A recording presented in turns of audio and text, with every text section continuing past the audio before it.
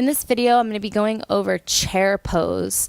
It's a pretty common pose for vinyasa or hatha yoga, and it can be done in a couple different ways depending on your body and your skill level, or even the strength that you're having in your body that day.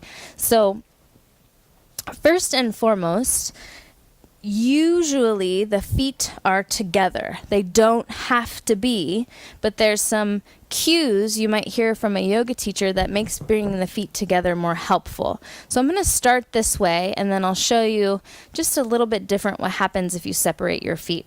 So if your feet are together and your heels might have a tiny little gap between them, what you want to do from here is squeeze your legs together. So see if you can feel your inner knees touch and squeeze together. If they don't touch, that's okay. But you just want to feel the energy and the force of you pushing and squeezing your legs together. And while you're doing that, stretch your arms up over your head. So we're going to take a nice big breath in to prepare for our chair pose.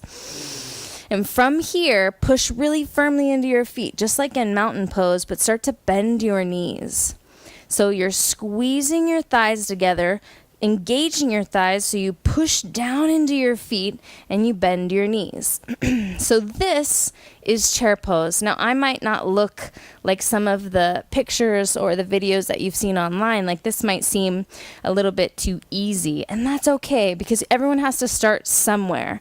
So oftentimes I find that when people have their arms up like this, some of the arms are more kind of down, or their upper back kind of starts to hump.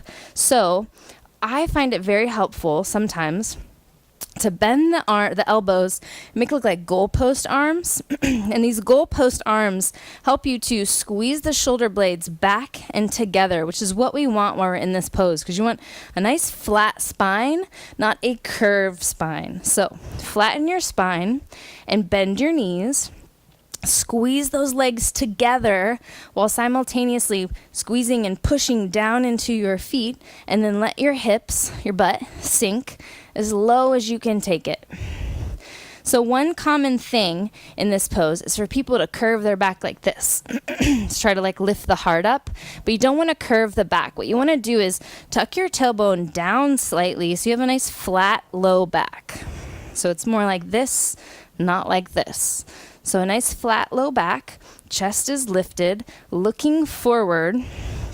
Now, oftentimes you might hear a teacher say to look up.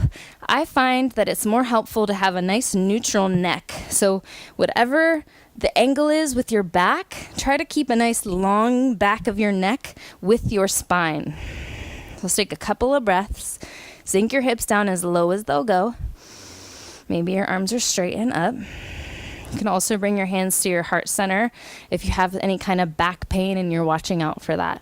One more breath in. Let's sink the hips 1 more centimeter. Squeeze the legs.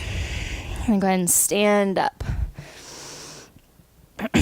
So that's chair pose with your feet together. So it's easy to say, squeeze your thighs together, squeeze your knees together when your feet are touching.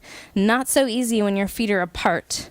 So if you have your feet hips distance apart, what's important is you never stop activating these thighs. So that other cue I was giving by activating the thighs and pushing the feet down, that's kind of all you got if your feet are separate. You can't squeeze the legs together and you don't want your knees to bow in.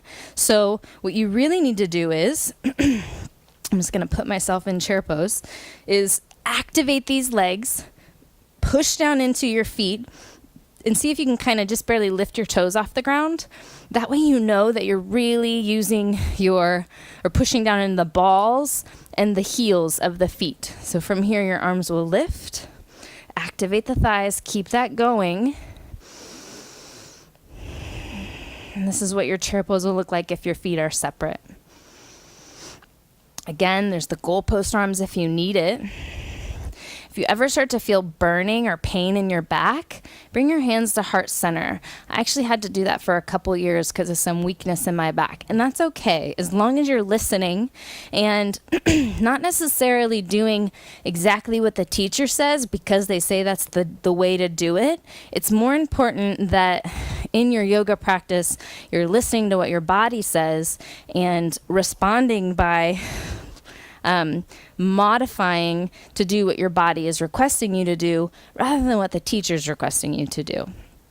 So that's it for chair pose.